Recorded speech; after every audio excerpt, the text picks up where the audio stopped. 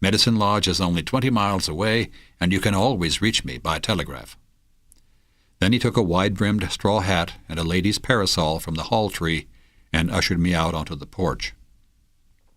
"I need to get out on the road anyway," I said. "Thank you for your time." I swung back into the saddle and turned Rutherford away toward the road. The last I saw of Major Reed that day, he was walking toward the agency buildings, shaded by a parasol in the hands of the big Indian. Beyond the agency, the land rose above cottonwood groves to the hills and bluffs where Custer's men had died. As I moved on up the valley, a low range of mountains, timbered and green, began to take shape to the east.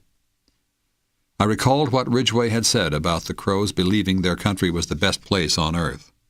Riding along that afternoon in the sunshine, the sky blue as paint. Through the high grass and wildflowers that covered the valley floor, it was easy to see why they thought so. The sun had set by the time I reached Medicine Lodge.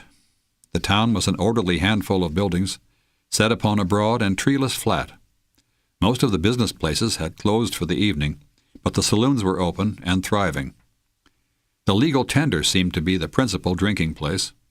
Cow-ponies crowded the hitch rail out front, and the sound of a piano, played with more enthusiasm than skill, drifted out onto the street. I turned my horses onto a broad thoroughfare that paralleled the stage road and drew rein at the town's livery stable. The big barn doors were open to the street. A smoky lantern hung from a wire inside and filled the interior with yellow light and dark shadows. I stepped down off the buckskin and stood at his side for a moment until I got my land legs. "Evening," said a voice. "Something I can do for you?" The speaker stepped into the light.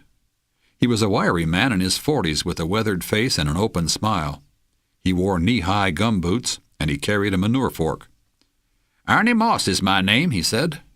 "Moss, like what a rolling stone don't gather.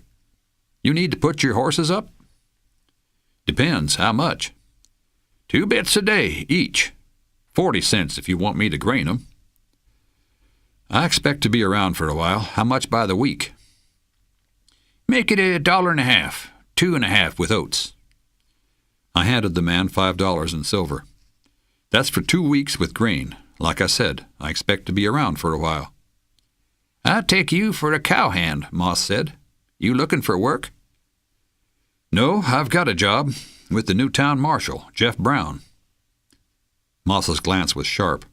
He looked at me as if he hadn't really seen me before. "I heard you were coming.